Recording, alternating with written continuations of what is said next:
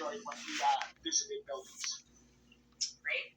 Well, yeah, like I said, that was getting asked all throughout your presentation. So thought we'd start there.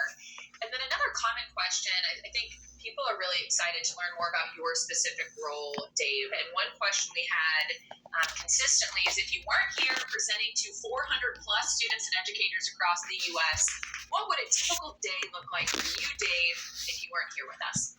Sure, it's a great question. I would say about 50% of my time is spent around people. It's around providing leadership development to our employees at all levels of the organization. It's around hiring and around interviewing. It's around providing feedback, around coaching, development. A lot of time spent on mentorship. We invest heavily on our people. Our people are our foundation for all that we do. So a lot of time spent there. Between that, I would say half the 25% of my time is on strategic initiatives, thinking about what do we need to do to grow the business 3, 5, 10 years down the road, future technology. And then the other 25%, let's say, is very tactical, is looking at the day-to-day operations. Did we deliver our customer promise? Where did we miss? And what are the things we can help the teams to learn from and improve and do better the next thing? Did we have any safety issues that we need to correct to make sure we're providing the safest possible environment for not only our associates that work in our buildings, but for the communities we deliver product to? Well, it sounds like you wear many hats on a given day. The next question I pulled out of the Q&A I think lines up pretty well. So it sounds like, Dave, you're interacting with a lot of different departments and you're responsible for probably a pretty large team. So one student asked, how do you, Dave, keep your team motivated despite conflicts and obstacles, especially over the past 2 years?